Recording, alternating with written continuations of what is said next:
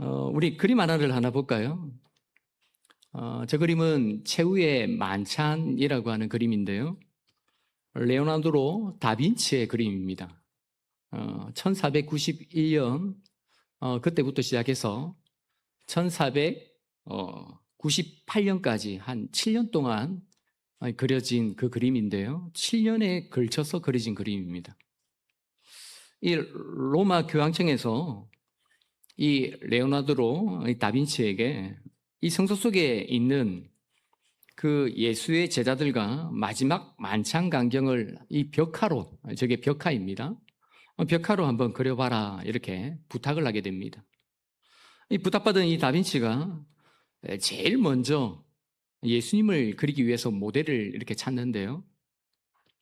1492년도에 예수님의 모습을 상징할 수 있는 깨끗하고 또 선하게 생긴 그 19살의 젊은 이 청년을 찾게 되어집니다. 그리고 그의 얼굴을 그리기 시작했는데, 저기 보시면 가운데 계시는 저분이 예수님이죠.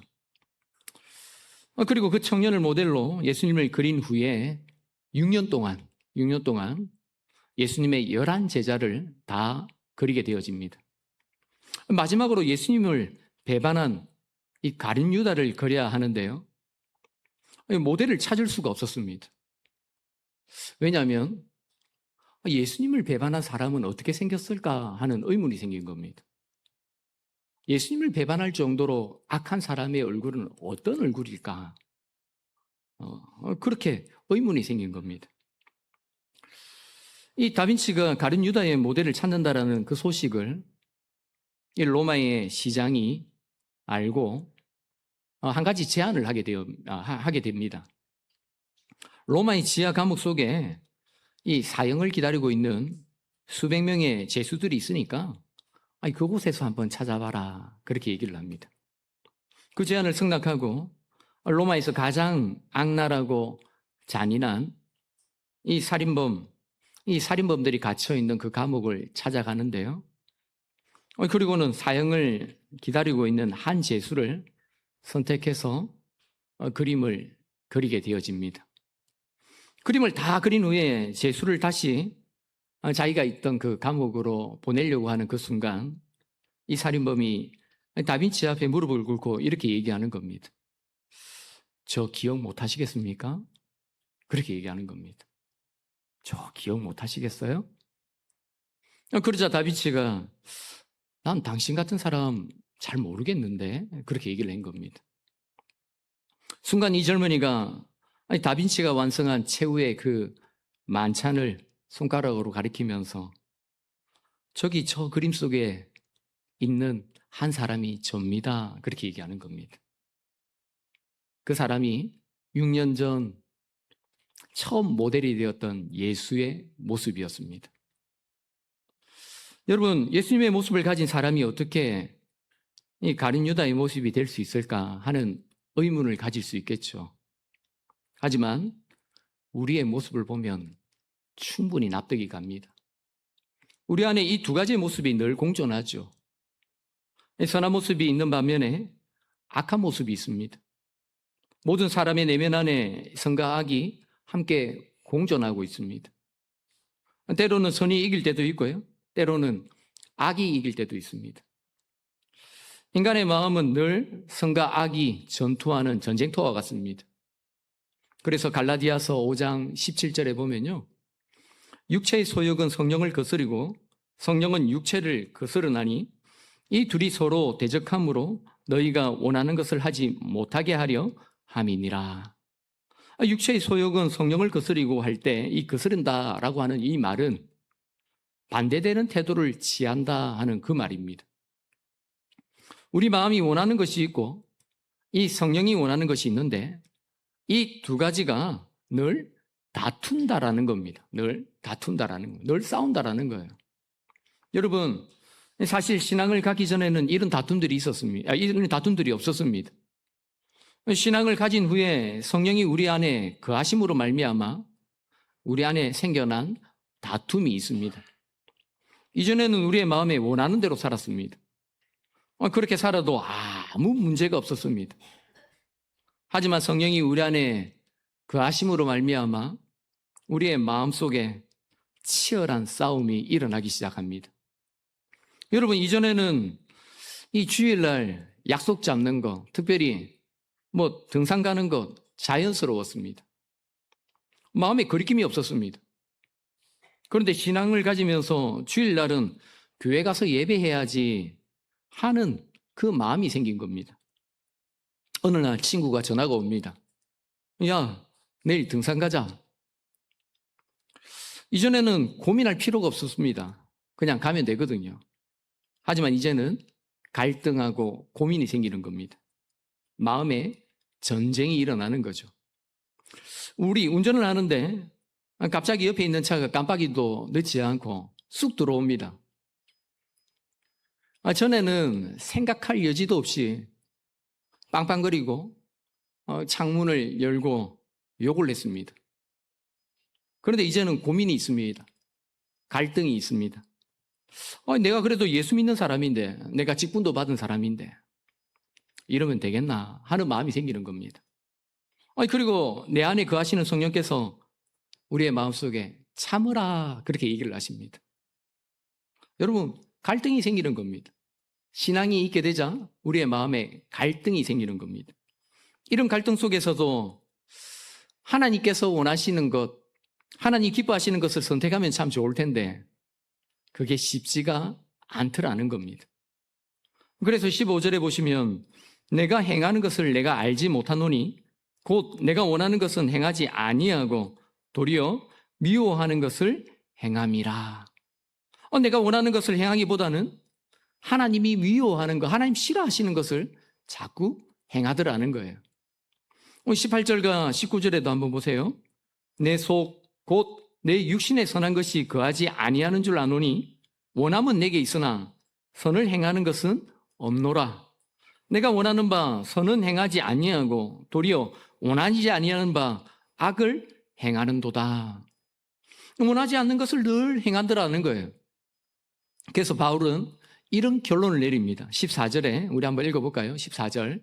자, 시작.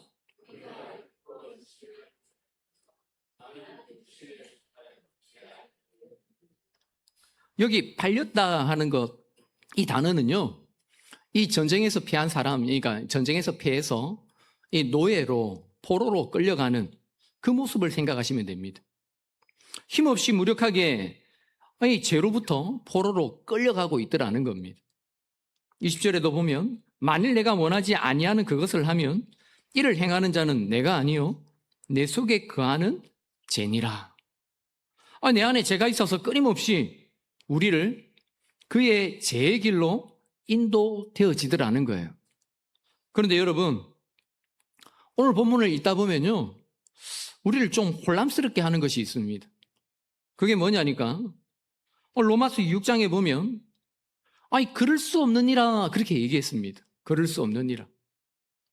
죄에 대하여 죽은 우리가 어찌 그 가운데 더 살리요 그렇게 얘기를 했습니다. 죄에 대해서 죽고 율법에 대해서 죽었습니다. 더 이상 죄가 우리를 주장하지 못하는 상태가 되었다라는 겁니다. 그런데 다시 나는 죄에게 팔렸다, 나는 끊임없이 죄에게 끌려간다 그렇게 말하고 있는 겁니다. 이미 다 죽었는데 또 죄에 팔리고 또 이 죄의 포로로 끌려간다 이렇게 말하고 있더라는 거예요. 여러분, 이해가 되세요? 그래서 이 본문을 두고 이 학자들에 따라서 여기에 나오는 나라고 하는 이 사람은 믿지 않는 사람일 가능성도 있을 것이다 그렇게 얘기를 합니다. 그런데 그렇게 보면 또 문제가 있습니다. 오늘 우리가 읽고 있던 이 본문에 주어가 전부 다 나라고 하는 주어입니다. 그렇죠? 내가, 나는 그렇게 얘기를 합니다. 여기에 나오는 나 누구겠어요? 이 서신을 쓴 사람은 누구예요? 바울이잖아요. 바울. 여기에 나는 바울을 얘기하는 겁니다.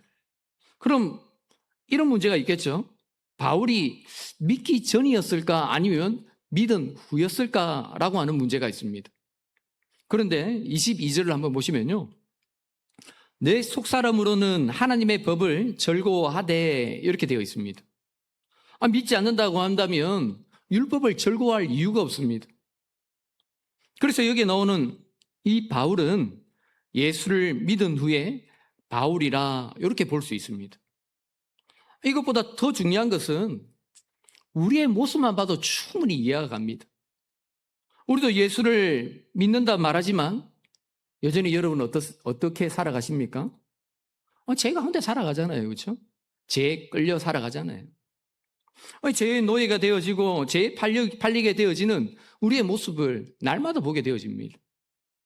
하나님이 원하시는 것보다 내 육신의 욕심 따라 그렇게 선택하며 살아가는 것이 우리의 모습일 때가 너무나 많더라는 겁니다. 여러분, 우리 저번 주 설교 혹시 기억하십니까? 기억하세요? 사랑은 언제나 뭐 한다고요? 네, 오래 참아야 합니다. 그렇죠?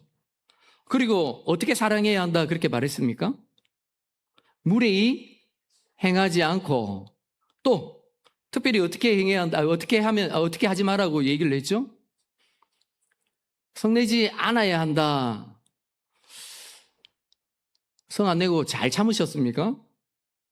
뭐 자신 있게 얘기하시는 분 별로 없는데 요 성낸다라는 말을 우리 언어로 뭐라고 얘기를 했어요? 발작이라고 했잖아요. 발작. 그렇죠? 발작. 뭐 우리 조금 더 우리말에 좀 가깝게 얘기하면 지랄이죠. 그렇죠? 지랄입니다. 지랄. 왔다 갔다 이 지그재그로 왔다 갔다 하는 그런 우리의 감정이 왔다 갔다 하는 겁니다. 일정하지가 않고. 아니 사랑하는데 발작하며 사랑하지 말라라는 겁니다. 급발진하며 사랑하지 말라라는 겁니다. 여러분 한번 질문해 볼까요? 여러분 오래 참으셨습니까? 발작 안 하고 성내지 않고 그렇게 사랑하셨어요? 여기서 아니요 이렇게 하는데 아니 우리의 내면에서 성령님이 오래 참아야 한다, 성내지 말아야 한다 그러는데도 입이 가만히 있지 못합니다. 그렇죠? 버럭 화를 내는 겁니다. 저도 화를 냈습니다. 오래 참고 성내지 않아야 되지 뭐 그런 생각은 했는데 갑자기 화가 불쑥 일어나는 겁니다. 저희 집에 화를 돋구는 2명이 있습니다. 오늘 본문에 나오는 바울의 모습을 보면요 우리의 모습과 다르지 않더라는 거예요. 우리의 모습과 다르지 않더라. 끝없이 내적인 갈등을 하면서 죄와 싸워보지만 또 넘어지고 또 넘어지는 우리의 연약함을 보게 되더라는 겁니다. 그래서 바울이 이렇게 고백합니다. 21절에 한번 읽어볼까요? 21절. 자, 시작.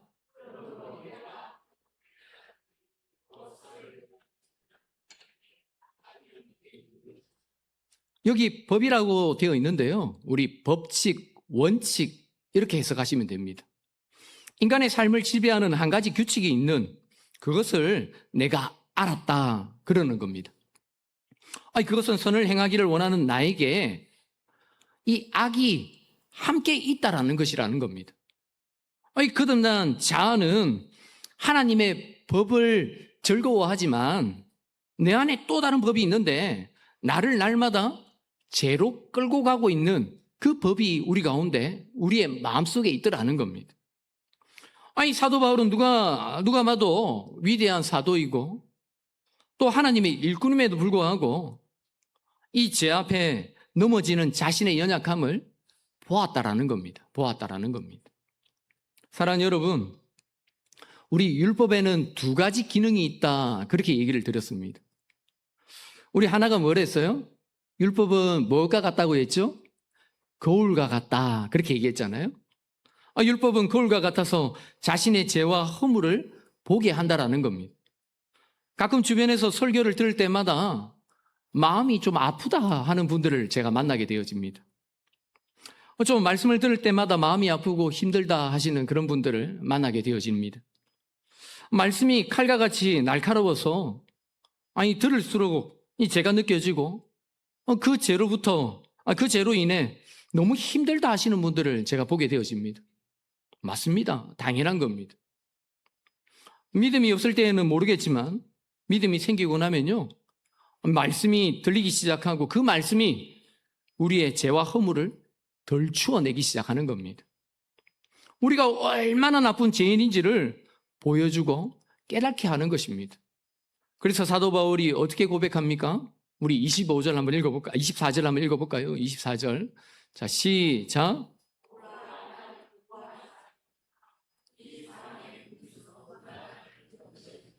우리 표준 세번역에 보면요, 이 구절을 이렇게 해석을 해놨어요. 나는 비참한 사람입니다. 그렇게 얘기를 해놨어요. 누가 이 죽음에서 나를 건져주겠습니까? 이 공고한 사람을 원어에 가깝게 설명하면요, 이 전쟁에서 패해가지고 적의 포로로 끌려가는 병사의 모습을 여러분 생각하시면 돼요. 바울은 선을 행하기를 원하지만 그 행하는 일이 전부 악한 일이고 죄에 사로잡혀 살아가는 비참한 자신의 모습을 그렇게 바라보면서 절망하더라는 거예요. 오라, 나는 공고한 사람입니다. 오라, 나는 비참한 사람입니다. 그렇게 고백하더라는 거예요. 자신의 이쪽 저쪽을 아무리 둘러봐도 아무 소망이 없는 겁니다. 다른 사람을 사랑해야지, 다른 사람들에게 잘해야지 라고 하는 마음들을 가지고 있음에도 불구하고 툭 튀어나오는 말들은 다 악한 말들입니다. 남을 무시하는 말들입니다. 마치 남을 띄워주는 것처럼 얘기하면서도 자기를 드러내려고 합니다. 자기의 의를 드러내고 자기를 자랑합니다. 끝없이 자기의 모습을 볼 때마다 아무 소망 없는 절망 가운데 있더라는 겁니다. 사도는 소망 없는 자신의 모습을 보면서 단식하는 겁니다. 오라, 나는 참 비참한 자입니다. 누가 이 사망에서, 이 죽음에서 나를 건져냅니까? 그렇게 얘기를 하는 겁니다. 이 탄식은 우리가 말씀대로 살지 못할 때 오는 갈등이기도 하고요, 고통이기도 하고요, 회개의 눈물이 되기도 하죠. 여러분에게 이런 탄식이 없다면 여러분의 믿음을 한번 돌아보셔야 합니다. 누가복음 18장에 보면요, 이 바리새인과 세리의 기도가 나오는데, 이 바리새인이 성전에 올라가서 기도하는데 이렇게 기도합니다. 하나님이여, 나는 다른 사람들 곧 토색, 불의, 간음을 하는 자들과 같지 아니하고 이 세리와도 같지 아니함을 감사하나이다. 나는 일회에 2번씩 금식하고 또 소득의 11조를 드리나이다. 이렇게 기도합니다. 대부분의 사람들을 만나보면요, 대부분 자기를 소개할 때 이렇게 소개합니다. 자기만 자랑하는 게 아니고요, 남을 무시하면서 자기를 자랑합니다. 나는 그런 일 안 합니다. 나는 그런 짓 안 합니다. 그러면서 자기를 자랑합니다. 자기를 드러냅니다. 그런데 반면에 세리는 어떻게 기도합니까? 세리는 멀리 서서 감히 눈을 들어 하늘을 쳐다보지도 못하고, 감히 하나님을 쳐다보지도 못하더라는 겁니다. 다만 가슴을 치며 이르되 하나님이여 불쌍히 여기소서, 나는 죄인입니다. 그렇게 기도하는 거예요. 나는 죄인입니다. 여러분, 바리새인도 죄인이고 세리도 죄인입니다. 그럼에도 불구하고 바리새인은요, 자신의 죄를 깨달지를 못하는 겁니다. 반면에 세리는 자신이 죄인임을 깨달고 하나님 앞에 서서 가슴을 치며 하나님 앞에 통곡하며 기도하는 겁니다. 여러분, 이 정호성 씨라고 하는 시인이 있는데요, 이분이 속죄라고 하는 시를 지었는데, 한번 띄워보실래요? 속죄라고 하는 시를 지었는데요, 이런 내용입니다. 제가 한번 읽어드릴게요. 너희 중에 누구든지 죄 없는 사람이 먼저 저 여자를 돌로 쳐라. 나는 그만 돌을 들어 그 여자를 치고 말았다.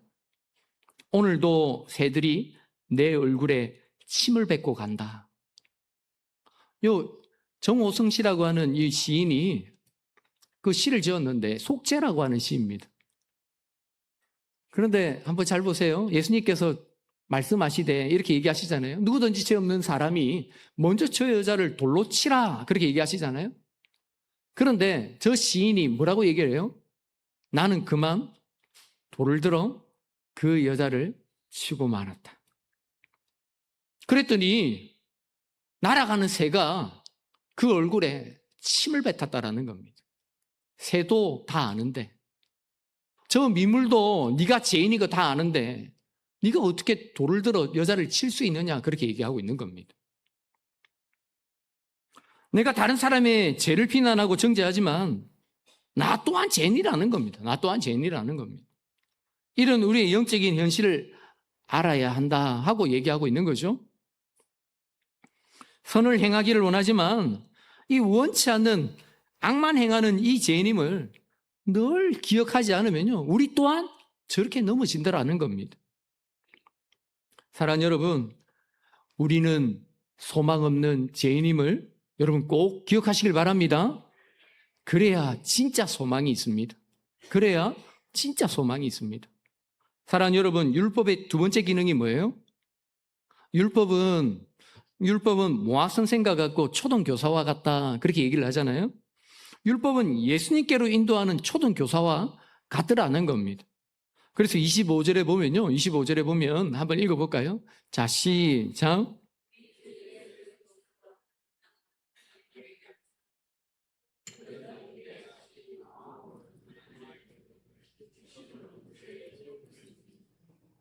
지금 제 정으로, 제 포로로 끌려가는 아무 소망 없는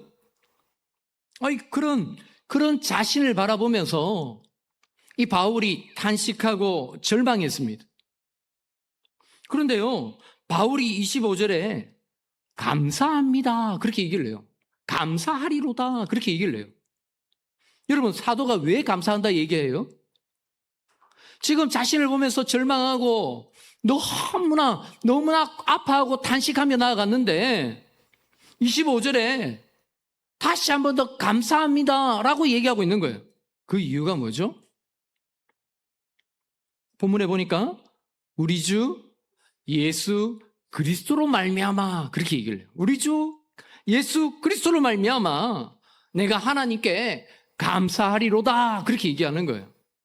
아니, 사도들은 우리 주 예수 그리스도를 통해서 그 주시는 하나님의 은혜, 하나님의 구원을 딱 확신하고 있더라는 거예요. 24절에는 오라 나는 공고한 사람이다, 나는 비참한 사람이다, 그렇게 얘기했는데 25절에는 예수 그리스도를 통해서 주시는 그 하나님의 은혜, 그 말할 수 없는 그 은혜로 말미암아 나는 감사한다, 그렇게 얘기하는 거예요.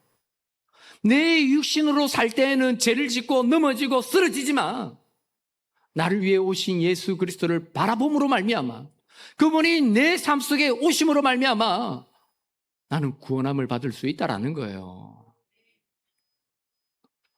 마음으로는 하나님의 법을 가지고 있지만 여전히 육신으로는 제 법을 섬기는 그런 모습임에도 불구하고 하나님의 은혜와 이 구원의 역사를 믿기 때문에 하나님 앞에 감사합니다 하고 고백하고 있는 거죠. 여러분, 24절의 탄식이 그 의미가 있는 것은 25절이 있기 때문이죠. 25절이 있기 때문입니다. 나는 비참하고 공고한 사람이라고 하는 이 탄식으로 그냥 끝나버린다고 한다면 그 탄식은 신세 타령일 뿐입니다.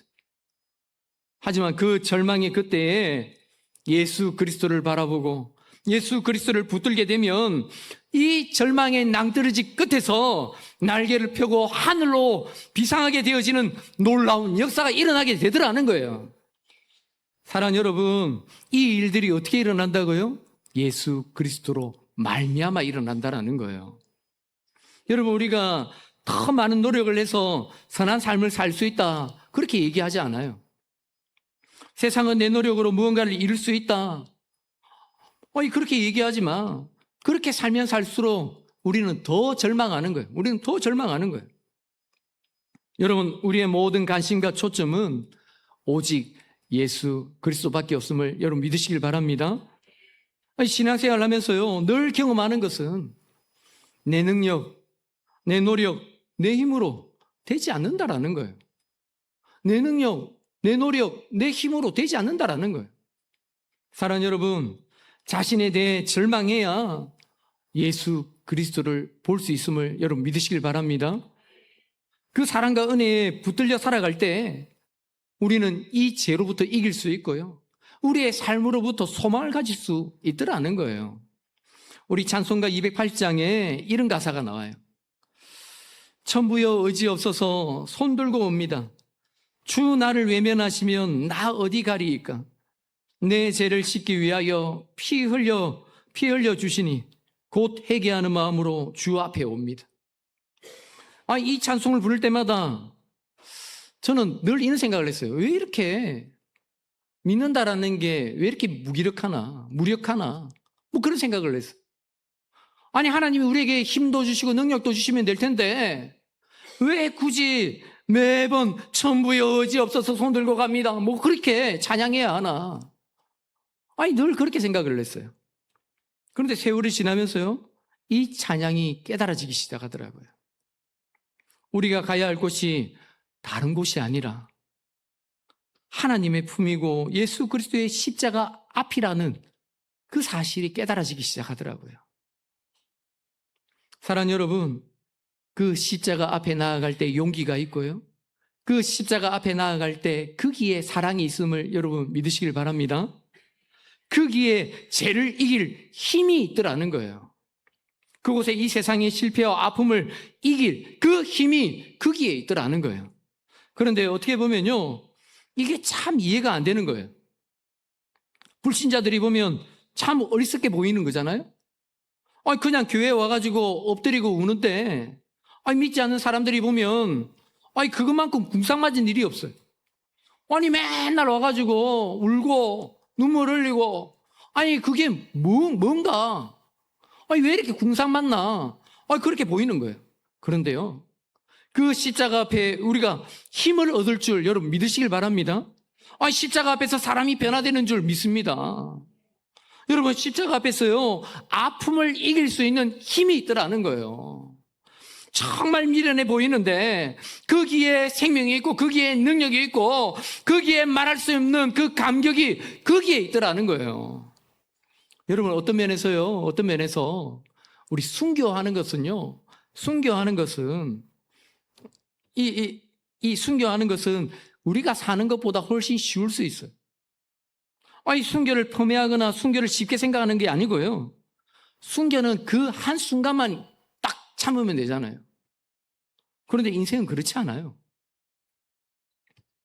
매일매일 갈등해야 하고요, 매일매일 참아야 하고요, 매일매일 힘겹게 살아내야 돼요.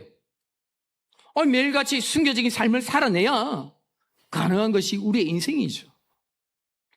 그런데 우리가 어디에서 이 세상을 이길 그 힘을 여러분들 얻을 수 있어요?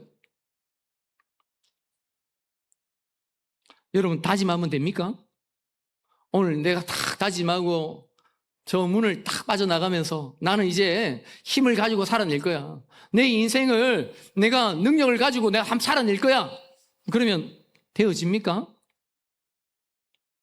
다짐하면요, 더 크게 넘어져요. 다짐하면 다짐할수록 더 크게 넘어져요. 그럼 어떻게 해야 합니까? 우리의 연약함을 가지고 주님 앞에 나아가는 거예요. 우리의 부족함을 가지고, 우리의 약함을 가지고 주의 그 십자가 앞으로 나아가는 거예요. 찬송처럼 천부여 의지 없어서 손들고 옵니다.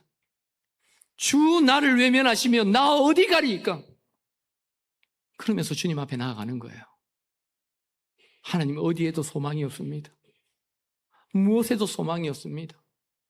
주님 한 분 외에는 소망이 없습니다 하고 손들고 저 십자가 앞으로 나아가는 겁니다. 사랑하는 여러분, 참 말씀을 따라 사는 것이 쉽지 않습니다. 하나님께서 원하시는 것을 내가 하고 싶지만 우리의 마음에 또 다른 법이 그 죄의 종이 되어서 늘 끌려가는 우리의 모습을 바라보게 되어집니다. 넘어지고 또 넘어지고 쓰러지고 또 쓰러지는 우리의 모습을 발견하게 되어집니다. 그럴 때 여러분, 가슴을 찢고 저 십자가 앞으로 나아가시는 은혜가 있기를 바랍니다. 하나님, 나는 비참한 사람입니다. 나는 주님 없이는 살 수 없는 소망이 없는 자들입니다. 주 나를 외면하시면 나 어디 가리이까? 어디에도 소망이 없습니다. 그렇게 고백하면서 두 손 들고 주님 앞에 나아가시는 겁니다. 하나님 앞에 나아가면 주님 나를 붙들어 주시고 주님 나와 함께 하시면서 내 인생의 그 걸음을 인도해 주시더라는 겁니다. 사랑하는 여러분, 십자가에 힘이 있음을 믿으시길 바랍니다. 십자가가 능력이 있음을 믿으시길 바랍니다. 십자가에 생명이 있음을 여러분 믿으시길 바랍니다. 사랑하는 여러분, 거기에 다시 사는 길이 있음을 여러분 믿으시길 바랍니다. 이 길을 믿음을 가지고 뚜벅뚜벅 걸어가는 겁니다. 때로는 남들처럼 빨리 달려가지 못해도 한 걸음 한 걸음 주님 바라보면서 뚜벅뚜벅 걸어가는 겁니다. 여러분, 그 길을 걸어갈 때 중요한 게 있습니다. 오래 참아야 합니다. 오래 참고 잘 견디셔야 합니다. 모든 것을 이기고 모든 것을 믿고 모든 것을 견딜 수 있어야 합니다. 사랑하는 여러분, 이번 한 주간도 내 힘이 아닌 그 주님 주신 그 은혜를 가지고 우리의 모든 삶을 이기고 승리하시는 저와 여러분들 다 되시기를 주의 이름으로 축복합니다. 우리 한번 이 찬양 같이 할까요? 찬송가 280장입니다.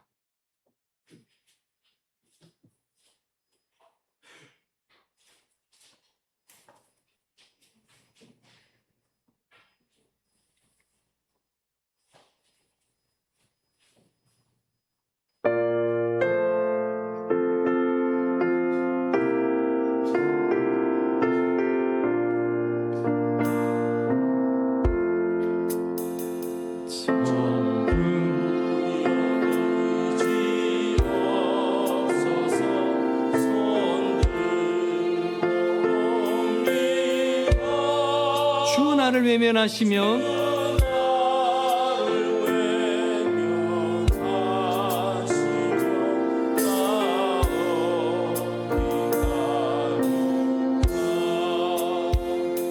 내 죄를 씻기 위하여 피 흘려 주시니 내게 아는 마음으로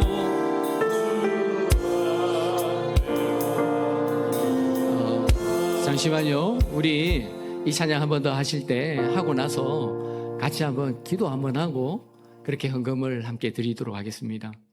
여러분, 우리 이런 심정으로 한번 이 찬양을 한번 고백했으면 좋겠어요. 참 우리의 힘으로 우리의 능력으로 이 세상을 한번 살아보려고 노력하잖아요. 근데 또 넘어지고 또 넘어지는 우리의 연약함들을 참 보게 되어져요. 저는 예전에는요, 참 하나님을 바라보면서 왜 나에게 이런 어려움들, 시험들, 왜 이런 고난들을 우리에게 왜 허락하실까? 아니 똑같은 일들을 반복시켜 주시면서 나에게 왜 이렇게 하실까? 하나님은 고약하신 분인가 보다. 하나님 너무 고약하시다. 그런 생각을 했거든요. 근데 어느 순간인가 알겠더라고요. 내 안에 하나님을 붙들려고 하는 의지, 하나님을 붙들려고 하는 믿음조차가 없더라고요. 나의 엉터리, 그 엉터리 같은 내 모습을 바라보면서 자꾸 나를 붙들고 살아가는 거예요.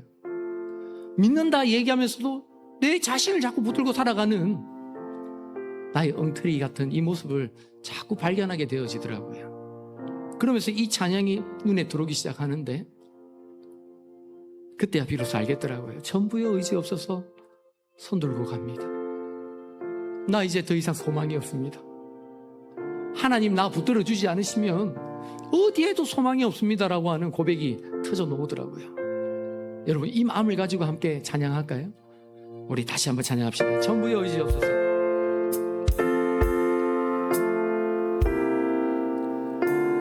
우리 손을 한번 높이 들고 한번 찬양해 볼까요? 전부의 의지 없어서 손 들고 옵니다. 전부의 주시옵소서. 손 들고 옵니다. 주 나를 외면하시면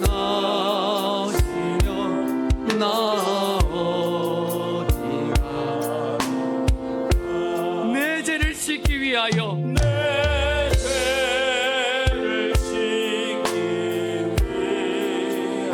피 흘려 주시니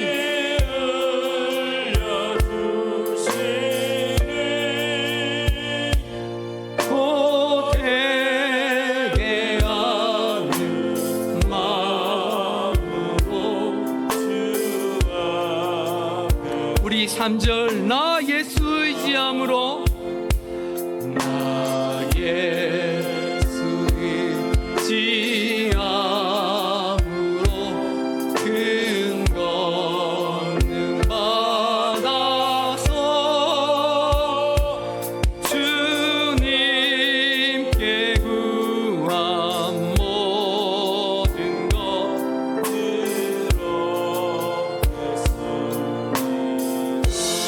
내 죄를 씻기 위하여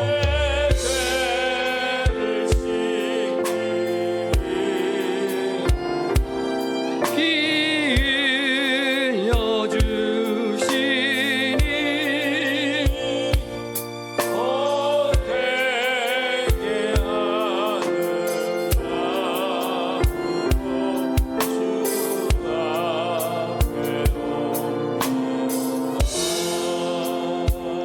우리 한번 기도할 때요, 제가 이 찬양을 보면서 참 마음을 많이 두드렸습니다. 설교를 듣고 또 말씀을 보면서 기도를 하면서도 변하지 않는 나의 이 완악함들을 너무나 많이 보았습니다. 아니, 주님의 은혜를 받았다 얘기하고 그 사랑을 입었다 얘기하는데 변하지 않는 나의 완악함들, 깨트려지지 않는 나의 교만함들 얼마나 많은지 모릅니다. 또다시 주일이 오고 또다시 주일이 오면서 말씀을 듣고 또다시 회개한다 얘기하면서도 늘 가정의 삶을 살아가다 보면 또 말이 툭툭 튀어나옵니다. 원치 않는 말, 싫은 말, 미워하는 말, 하나님이 원치 않는 길로 자꾸 걸어갑니다. 가슴을 두드립니다. 하나님 용서해 주십시오. 하나님 어떻게 살아야 합니까? 어느 길로 가야 합니까? 이 소망 없는 나에게 주여 도와주십시오. 여러분, 천부의 의지 없어서 손들고 갑니다. 주 나를 외면하시면 나 어디 가리까? 이 마음을 가지고 주님 앞에 회개하며 나가십시다. 하나님 도와주십시오. 하나님 내 마음을 깨트려 주십시오. 내 삶을 변화시켜 주십시오. 우리 이 마음을 가지고 우리 주여 한번 크게 한번 부르시고 함께 기도하며 나가기 원합니다. 주여